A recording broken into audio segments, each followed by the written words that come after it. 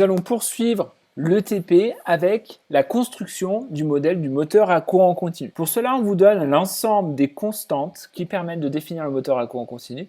Ici, nous avons la constante de couple, la constante de force contre-électromotrice. Ce sont des constantes que nous avons vues en début d'année lorsque nous avons cherché à modéliser ce genre de système. Donc ce sont des constantes électromécaniques. Nous avons les constantes électriques qui sont la résistance et l'inductance de l'induit et une constante mécanique qui est l'inertie de l'arbre moteur. À cela s'ajoutent les variables qui sont donc dépendantes de la tension de force contre-électromotrice, le courant absorbé par l'induit, la vitesse de rotation du moteur, vitesse angulaire, et le couple moteur. On vous donne les différentes équations qui gouvernent les relations entre ces grandeurs. Ce qu'on va utiliser ici, ce qui va être plus intéressant, c'est une modélisation à l'aide des normes de représentation que vous connaissez en électricité et en mécanique.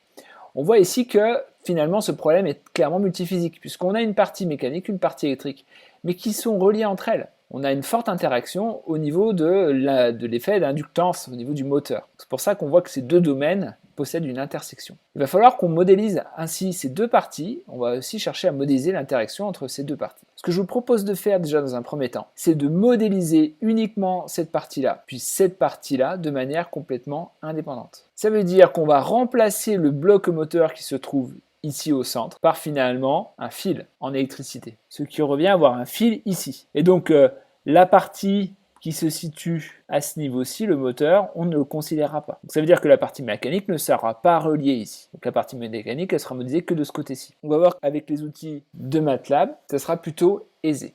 Nous allons donc créer un nouveau modèle Simulink. Pour cela, on peut revenir à la fenêtre Simulink et faire New Blank Model. Une fenêtre vierge s'affiche. On peut aller chercher dans la librairie l'ensemble des éléments qui vont nous permettre de construire le circuit électrique.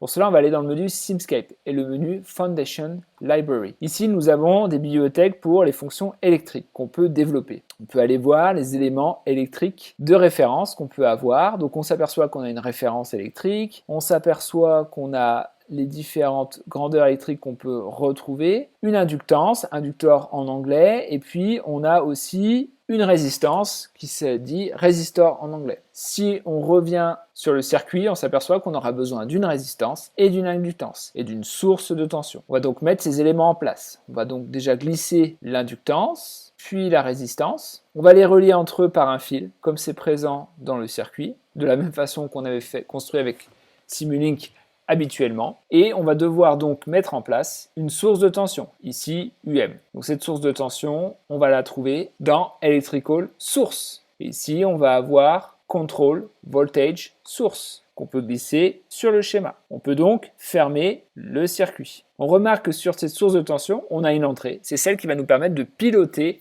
la tension, d'imposer une tension. On peut donc choisir d'imposer une tension constante pour simuler un circuit RL. On va retrouver les différents blocs qui nous sont utiles, comme précédemment, dans la catégorie Utilities de Simscape. On va utiliser également le bloc Simulink PS Converter qu'on va glisser ici. Il ne nous reste plus qu'à mettre une source de tension. On retourne dans Simulink, source, et ici on peut imposer, si on veut, un échelon avec la fonction step qu'on glisse ici. On peut mettre, si on veut, un échelon de 5 volts. Donc step time, on peut mettre 0, ça veut dire que l'échelon va démarrer à 0. Et final value, ça sera l'amplitude de l'échelon 5. On valide, et voilà, on a simulé un circuit RL. Il nous manque cependant la référence électrique qu'on retrouve ici. Il faut la mettre en place. Pour cela, on retourne dans la catégorie Simscape Foundation Library et Electrical Elements. Et ici, on va retrouver la référence avec le petit symbole qu'on retrouve ici. On va pouvoir glisser sur notre circuit. Il ne nous reste plus qu'à le mettre en place. Et voilà. On peut donc maintenant simuler ce circuit en appuyant sur Run. On a toujours ce message d'erreur. Alors, on peut avoir ce message d'erreur où on vous dit que chaque réseau physique doit être connecté à un bloc de Solver Configuration. Ce bloc-là, ça va permettre de préciser qu'on va résoudre ce problème physique avec un type de solver. Alors il faut qu'on ajoute ce bloc qu'on va retrouver dans Utilities de Simscape. C'est le bloc qu'on retrouve là, Solver Configuration. Il faut le glisser et le connecter n'importe où sur notre circuit physique. Je peux le connecter ici si je veux. On relance la simulation. Normalement, tout devrait bien se passer. La simulation s'est bien déroulée, sauf qu'on n'a mis aucun moyen de visualisation. Ici, ce qui peut être intéressant, c'est de vérifier le comportement d'un circuit RL en visualisant le courant dans le circuit, en ayant imposé un échelon de tension aux bornes de la résistance et de l'inductance. On sait qu'un courant, on va le mesurer en série dans un circuit, comme on a pu le voir dans le cours et comme ce que vous avez pu voir en physique. Il va falloir donc mettre une mesure de courant en circuit n'importe où sur le circuit en série. On va aller chercher ça dans la bibliothèque Foundation Library Electrical et Electrical Sensor. Ici, on a, vous voyez, deux possibilités, soit une mesure de courant, soit une mesure de tension. On peut donc mesurer le courant, si on le souhaite, sur notre circuit de cette façon-là. On va donc supprimer ce fil, mettre en place mon circuit ici. Alors il faut bien relier le plus et le moins à mon circuit, ce qui permet d'orienter le courant. Et ensuite, il va falloir mettre un scope. On va chercher ça dans la bibliothèque Simulink, Sinks et Scope, qu'on va pouvoir glisser. Il va falloir qu'on mette un bloc opposé de celui-là, c'est-à-dire qu'il va convertir un physical signal en signal Simulink. On va aller le chercher également dans la bibliothèque Simscape Utilities et c'est le bloc C, PS Simulink Converter. On n'a plus qu'à relancer la simulation. La simulation est terminée. On peut visualiser ce qui se passe sur le scope en double-cliquant dessus. Voilà ce qui se passe. Alors on a l'impression que le régime transitoire est très bref. C'est bien du fait que les valeurs par défaut qu'on a mis dans la résistance et dans l'inductance sont des valeurs faibles. 1 ohm et ici 10-6 Henry. Alors petit ordre de grandeur, on sait que la constante de temps pour un circuit RL c'est L sur R, sachant que L est égal à 10-6, R est égal à 1, donc la constante de temps elle va être égale à 10-6. On pourrait faire une simulation de l'ordre de 5 fois 10-6 pour avoir 5 taux. Et là, on a bien le régime transitoire d'un circuit RL. Toutes ces consignes, c'est ce qui sont données ici dans le petit a. Ce qu'on vient de réaliser, c'est le Q4.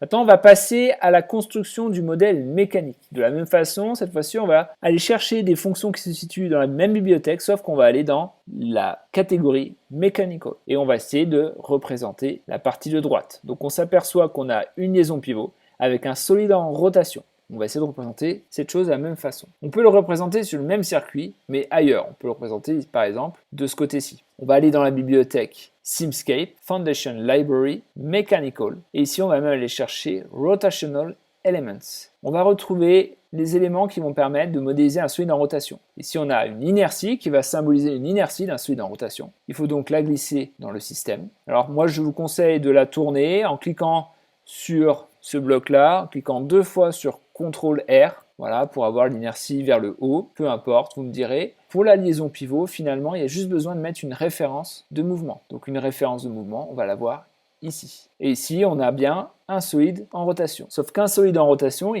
là, il ne sera pas sollicité. Pour pouvoir le solliciter, il va falloir qu'on impose une action mécanique. Et en rotation, une action mécanique, on va voir que c'est un couple qui va entraîner le solide en rotation. Et on peut voir, dans ce qu'on a vu dans le cours, c'est qu'une sollicitation mécanique va se représenter en série.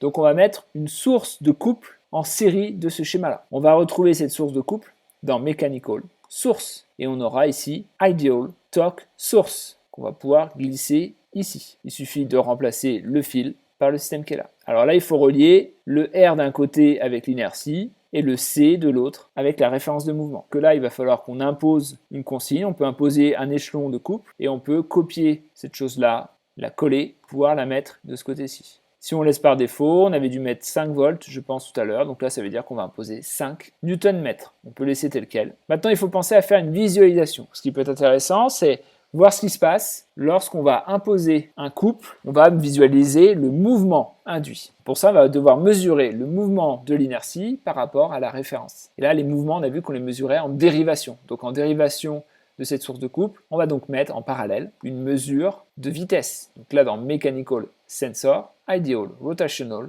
Motion Sensor. On peut, si on veut, tourner ce bloc d'un quart de tour pour avoir le R vers le haut comme pour la source idéale de couple et le C vers le bas comme pour la source idéale de couple. Et donc on va mettre ce bloc-là en dérivation, en parallèle. Alors on remarque que sur ce bloc-là, on a deux sorties, A et W. Il suffit de double-cliquer sur ce bloc pour savoir ce que ça veut dire. Avec une traduction simple d'anglais, on vous dit que respectivement W et A correspondent à la velocity et au déplacement. Donc ça sera une vitesse et un déplacement angulaire.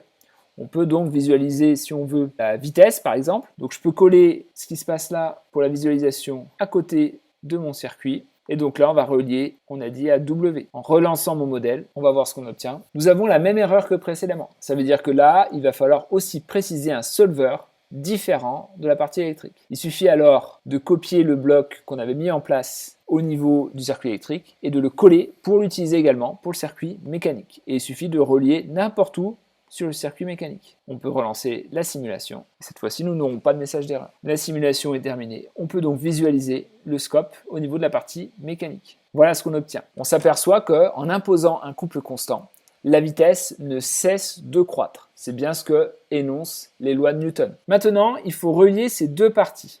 Il faut donc utiliser un bloc qu'on va avoir ici. Je vous précise où il se situe. Il va se situer dans Simscape, Power System, Simscape Components and Machines, Rotational, Electromechanical, Converter. Le moyen le plus simple pour le retrouver, c'est de taper dans l'index de la bibliothèque Electromechanical et on va le trouver aisément. On retourne dans la librairie et on tape ici Electromechanical et on va trouver celui concernant la rotation. Il suffit de le prendre et de le glisser. On remarque qu'on a bien deux codes couleurs, l'un correspondant à la partie électrique, l'autre correspondant à la partie mécanique. Si on fait référence au schéma présentant dans le TP, on comprend aisément qu'il va falloir qu'on le mette en place sur la partie électrique ici, entre la résistance et l'inductance. C'est ce qu'on va faire. On va donc remplacer ce bout de circuit par le système qu'on va retrouver ici. Et ça va correspondre en fait à une source de tension. C'est ce qu'on appelle la source de tension, de force contre-électromotrice. Et ce qu'on va retrouver de ce côté-là, vous voyez, c'est le même symbole que ce qu'on a ici, c'est une source de couple. Donc on va donc remplacer cette source de couple